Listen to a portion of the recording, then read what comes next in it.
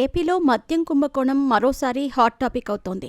వైఎస్సార్ కాంగ్రెస్ ప్రభుత్వ హయాంలో భారీ మద్యం కుంభకోణం జరిగిందని కూటమి ప్రభుత్వం చెబుతోంది. దీనిపై లోక్సభలో మాట్లాడారు టీడీపీ పక్షనేత లావు శ్రీకృష్ణదేవరాయలు. 90,000 కోట్ల రూపాయల వ్యాపారాలు జరిగాయని, 18,000 కోట్ల దోపిడీ జరిగిందని, 4,000 కోట్ల రూపాయలు హవాలా రూపంలో దేశం దాటించేశారని సంచలన ఆరోపణలు చేశారు. అంతటితో ఆగకుండా కేంద్ర హోంమంత్రి అమిత్ షాకు కీలక ఆధారాలతో ఫిర్యాదు చేసినట్టు ప్రచారం సాగుతోంది. ప్రధానంగా ఎంపీ పెద్దిరెడ్డి మిథున్ రెడ్డిపైనే ఆరోపణలు వస్తున్నాయి.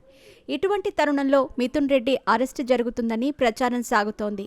ప్రధానంగా ఎంపీ పెద్దిరెడ్డి మిథున్ రెడ్డిపైనే ఆరోపణలు వస్తున్నాయి. ఇటువంటి తరుణంలో మిథున్ రెడ్డి అరెస్టు జరుగుతుందని ప్రచారం సాగుతోంది.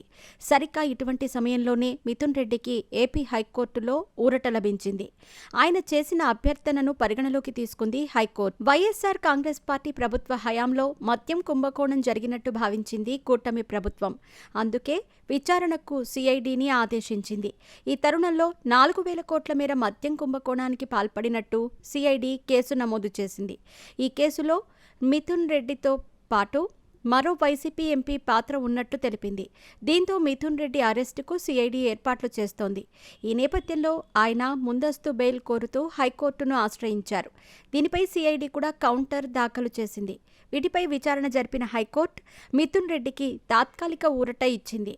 ఒకవైపు లోక్సభలో మద్యం కుంభకోణాన్ని లేవనెత్తటం, అదే సమయంలో కేంద్ర హోంశాఖ మంత్రి అమిత్ షాను ఎంపీ లావు శ్రీకృష్ణదేవరాయలు కలవటం, ఇలా వరుస పరిణామాలతో మిథున్ రెడ్డిలో ఆందోళన ప్రారంభమైంది. తప్పకుండా తన అరెస్ట్ ఉంటుందని ఒక అభిప్రాయానికి వచ్చిన మిథున్ రెడ్డి హైకోర్టు తలుపు తట్టారు. ముందస్తు బెయిల్ పిటిషను దాఖలు చేసుకున్నారు.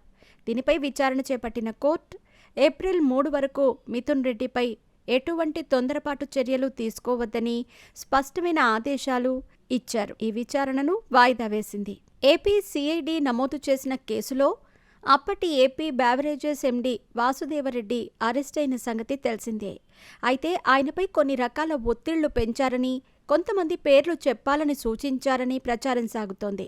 అయితే మద్యం కుంభకోణం ద్వారా వచ్చిన డబ్బు అంతిమంగా ఎవరికి చేరిందనే విషయాన్ని సిఐడి విచారణలో తేలాల్సి ఉంది.